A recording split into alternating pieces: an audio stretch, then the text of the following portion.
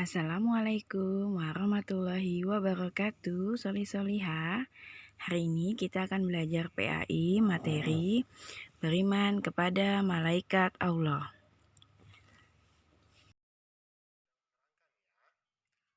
Pada submateri yang pertama, kita akan membahas tentang beriman kepada malaikat Allah. Iman kepada malaikat Allah artinya adalah kita mempercayai dengan sepenuh hati bahwa Allah Subhanahu wa Ta'ala telah menciptakan suatu makhluk yang tercipta dari cahaya.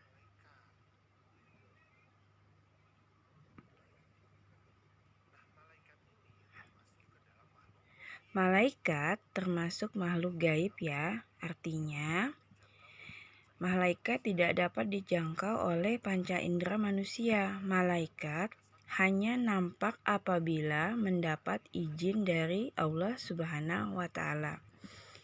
Jadi malaikat itu makhluk gaib, kalian tidak akan bisa melihat malaikat sebagaimana bentuknya.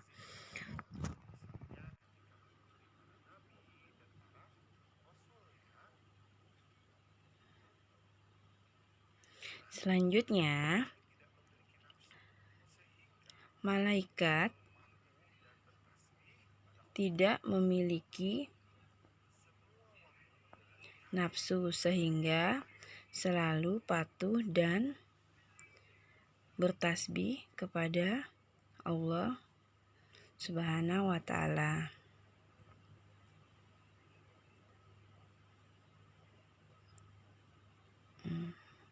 Nadia menjelaskan tentang apa itu makna meyakini malaikat Allah.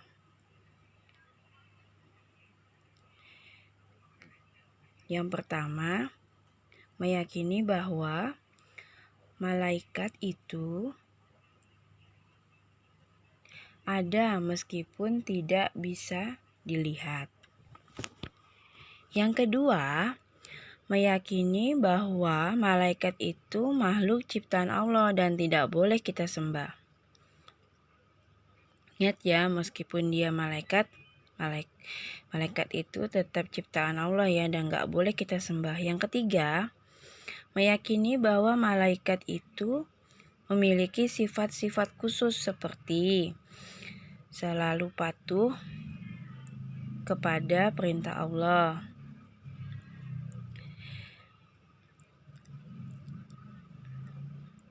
Kita lihat apa yang ditanyakan Azam. Azam berkata, sifat-sifat khusus malaikat. Apa saja sifat-sifat khusus malaikat? Malaikat itu tidak memiliki nafsu dan selalu patuh kepada Allah Subhanahu wa Ta'ala.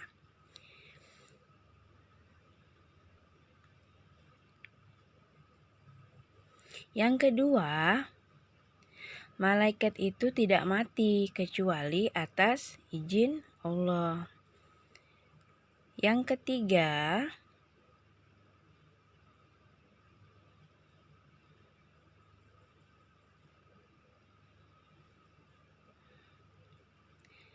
diciptakannya dari cahaya atau nur. Ingat ya, malaikat diciptakan dari cahaya atau nur.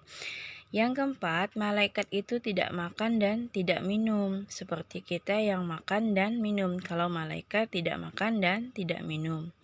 Yang kelima, malaikat itu memiliki tugas-tugas tertentu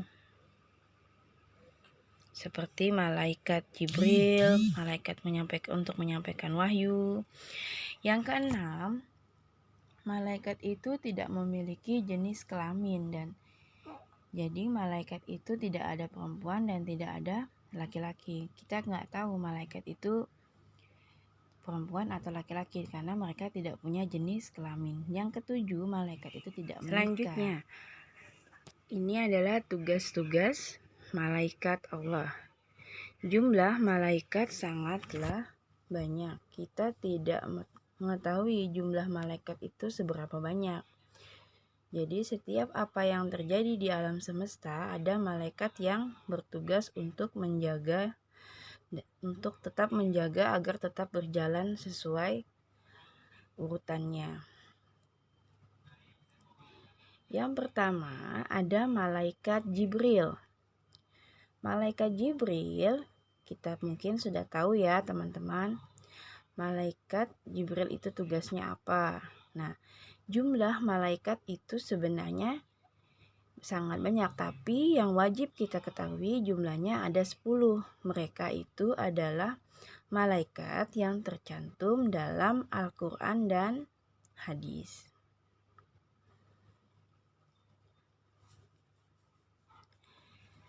Azam bertanya, malaikat apa saja dan tugasnya apa saja katanya. Tugas-tugas malaikat itu yang pertama ada malaikat Jibril. Malaikat Jibril tugasnya menyampaikan wahyu. Jadi malaikat Jibril itu dianggap sebagai pemimpin malaikat. Jadi ingat ya, malaikat yang dianggap sebagai pemimpin malaikat adalah malaikat Jibril. Malaikat Jibril disebut juga Ruhul Kudus atau roh yang suci, Ruhul Amin atau roh yang terpercaya. Yang kedua, ada malaikat Mikail. Malaikat Mikail tugasnya menyampaikan wahyu. Nah, malaikat Mikail itu yang Malaikat Mikail tugasnya menyampaikan rezeki. Jadi, malaikat Mikail membagikan rezeki pada manusia, tumbuhan, juga hewan, dan lain-lain yang ada di muka bumi ini. Apa gelarnya malaikat Mikail? Malaikat Mikail diberi gelar Karobiyun atau pengatur rezeki. Yang ketiga, ada malaikat Rokib. Malaikat Rokib tugasnya mengawasi dan mencatat amal perbuatan baik manusia. Jadi, malaikat Rokib itu mempunyai gelar Kiroman atau pencatat amal baik manusia. Yang keempat, ada malaikat Atid. Malaikat Atid tugasnya mengawasi dan mencatat amal perbuatan buruk manusia. Jadi ada yang malaikat yang mencatat amal baik namanya malaikat Rokib, yang mencatat amal buruk itu ada malaikat Atid. Jadi yang baik ada, yang buruk juga ada. Nah, malaikat Atid bergelar Katibin, pencatat amal buruk. Yang kelima ada malaikat Ridwan. Malaikat Ridwan tugasnya menjaga pintu surga. Gelarnya malaikat Ridwan Muqarrabin, yang artinya yang mendekatkan. Yang keenam, ada malaikat Malik. Nah, malaikat Malik ini penjaga pintu neraka. Gelarnya adalah Zabaniyah atau yang mendorong atau yang menolak. Jadi ada malaikat Ridwan penjaga surga, malaikat Malik penjaga pintu neraka. Yang ketujuh ada malaikat Israil. Nah, ini adalah malaikat pencabut nyawa atau bergelar Malakul Maut, pencabut nyawa. Yang kedelapan ada malaikat Mungkar dan Nakir. Nah, ini adalah malaikat yang bertanya kepada kita pada saat di alam kubur. Jadi malaikat Mungkar itu bergelar Mubasyar, sedangkan malaikat Nakir itu bergelar Basyir. Keduanya berarti pembawa kabar gembira. Yang kesembilan itu ada malaikat Israfil. Tugasnya apa? Tugasnya itu nanti pada hari kiamat dia akan meniup sangkakala jika hari kiamat itu telah tiba. Malaikat Israfil itu bergelar Sirofim atau yang bernyala-nyala. Tiupan pertama akan mengejutkan seluruh makhluk di bumi ini. Tiupan kedua memusnahkan seluruh makhluk yang ada di muka bumi ini. Dan tiupan yang ketiga membangkitkan roh makhluk hidup. Jadi ada 3 tiupan malaikat Israfil. Selanjutnya, submateri yang ketiga adalah menerima keberadaan malaikat Allah. Jadi kita bagaimana caranya menerima keberadaan malaikat Jibril dengan cara mengamalkan Al-Quran, karena Al-Quran merupakan wahyu yang diturunkan melalui malaikat Jibril. Karena kita tahu tadi tugasnya malaikat Jibril apa? Malaikat Jibril menyampaikan wahyu. Bagaimana kita menerima keberadaan malaikat Mikail?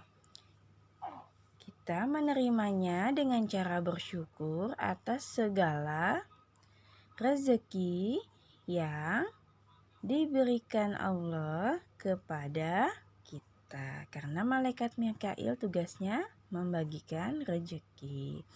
Selanjutnya, bagaimana kita menerima keberadaan malaikat Israfil? Tadi apa tugasnya? Meniup sangkakala. Dengan cara mempersiapkan diri menghadapi kiamat. Bagaimana caranya?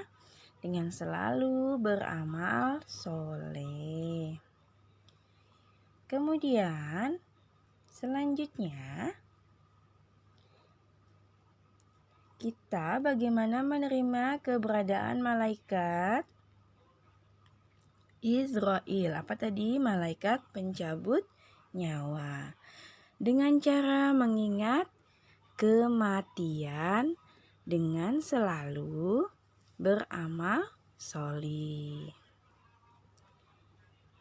Beriman kepada malaikat Allah harus selalu kita yakini.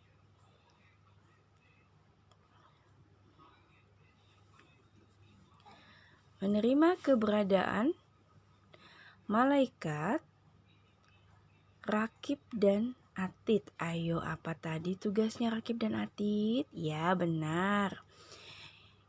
Menanyakan amal baik dan amal buruk. Nah, dengan cara selalu memperhatikan tingkah laku untuk selalu berbuat baik. Selanjutnya,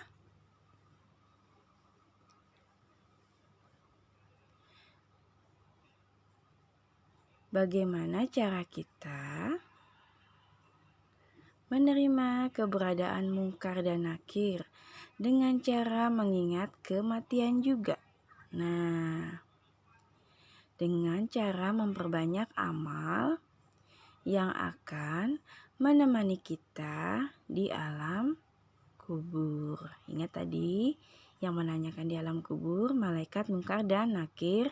Kalau Rakib dan Atid menanyakan amal baik dan amal buruk. Oke.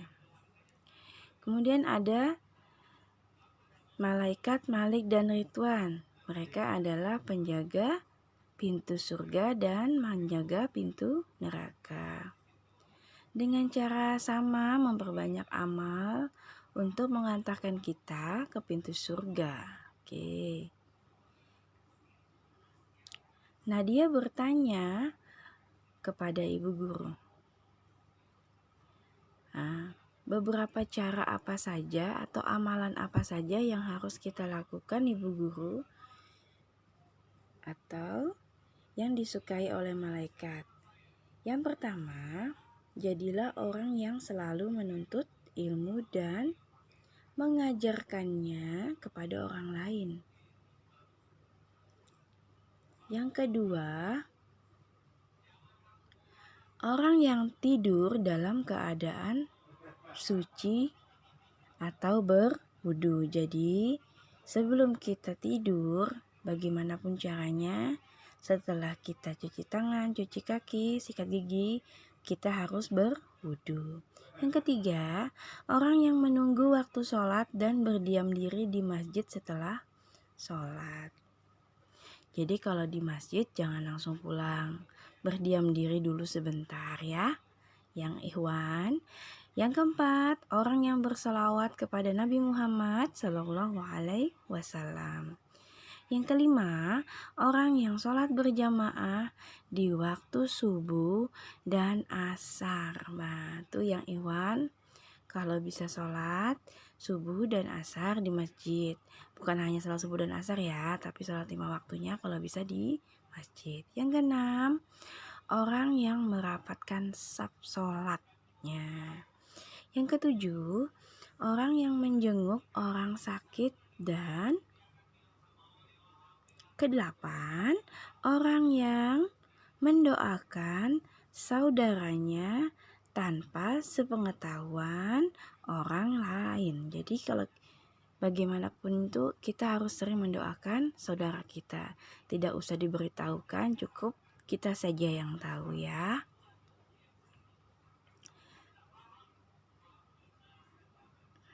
Sampai di sini dulu ya teman-teman. Alhamdulillah pelajaran kita sudah selesai. Ingat ya, untuk selalu mempercayai keberadaan para malaikat. Assalamualaikum warahmatullahi wabarakatuh, soli-solihah.